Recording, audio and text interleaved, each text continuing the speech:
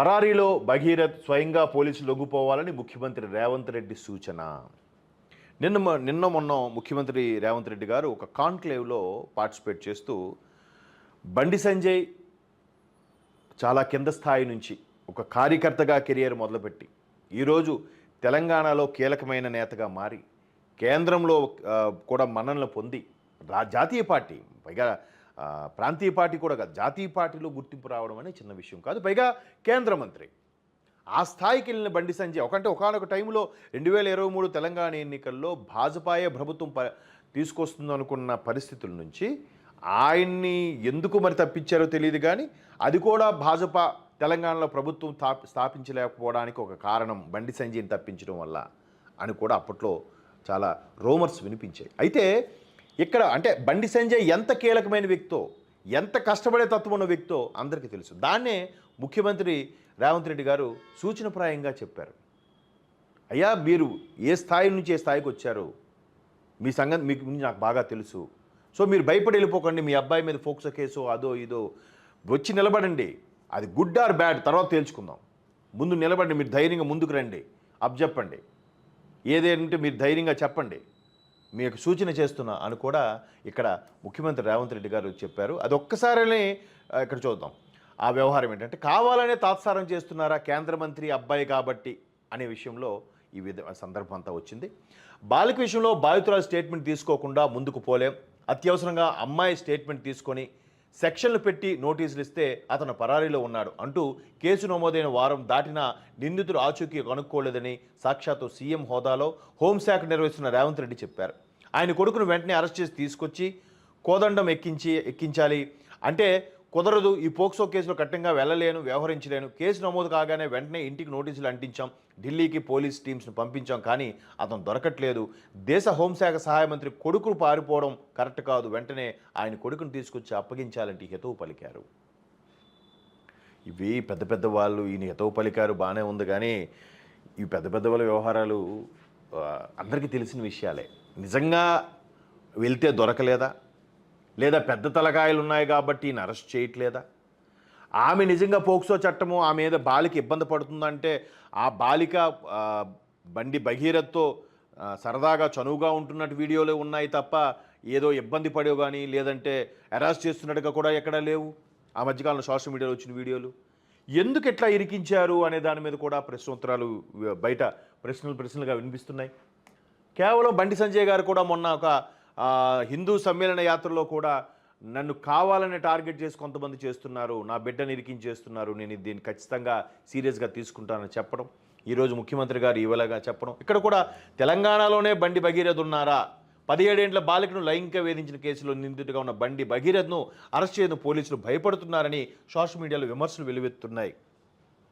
ఇప్పుడు ఈ అంశం మీద మనం మాట్లాడుకుంటే రీసెంట్గా కోర్టు అనే ఒక సినిమా వచ్చింది. అది కూడా ఇట్లాంటి పోక్సో చట్టం సంబంధించిన వ్యవహారం లాగే మనకి ఇక్కడ అనిపిస్తుంది. అందులో క్లైమాక్స్లో ఇచ్చిన తీర్పుకి ఆ జడ్జి గారి ముందు లాయర్ ఏమని విన్నవిస్తాడంటే, మిలాడ్ ఇంకా కొద్ది రోజుల్లో కేవలం నెల 15 రోజులు 8 రోజుల్లో ఆ అమ్మాయి 17 పూర్తి 18లోకి అడుగు పెడుతుంది, అంటే 18 పూర్తి అయిపోతున్నాయి, 18 ఏళ్ళు నిండిపోతున్నాయి. సో ఈ 10 రోజుల లేదా 15 రోజుల ఈ నెల రోజుల వ్యవధిలో ఆమెకుండే మెచ్యూరిటీ లెవెల్స్ మారుతాయా, లేదంటే ఎవడైతే ఆ అబ్బాయి అని ఇబ్బంది పెట్టాడని అంటున్నారో ఆ అబ్బాయిలు ఉండే ట్రీట్ చేసే విధానం మారుతుందా, ఎందుకు ఈ విధమైన పెట్టారు, ఎందుకో నాకు అర్థం అవ్వట్లేదు అని చెప్పి లాయరు చాలా తెలివిగా జడ్జి గారి ముందు విన్నవిస్తాడు. అంటే అక్కడ మనకు కూడా ఒక ఆలోచింపజేసే విధానం. అక్కడ అమ్మాయి తరపు వాడు ఒక పెద్ద రియల్ ఎస్టేటు ఏదో సంథింగ్ ఉంటాడు ఆ సినిమాలో, మంగపతి అనే ఒక క్యారెక్టర్, వాడు ఖచ్చితంగా అమ్మాయి ఇట్లా చెడు తిరుగుతుంది, వీడు ఎవడో పనికిమాలినోడు తగులుకున్నాడు, వాడిని ఇబ్బంది పెట్టాలనే ఉద్దేశంతో ఈ విధంగా చేయడం. అక్కడ ఆయన బాగా అమ్మాయి కూడా ఆడికి ఇష్టపూర్వకంగానే వెళ్ళిందని అమ్మాయి తల్లి కోర్టుకు వచ్చి సాక్ష్యం చెప్పడంతో ఆ అబ్బాయి సేవ్ అవుతాడు. ఎక్కడ కూడా బాలిక సంబంధించినవి ఎక్కడ కూడా ఇబ్బందికర వీడియోస్ ఎక్కడ లేవు. బాలిక తల్లి కూడా ఆవేదన చెందుతుంది.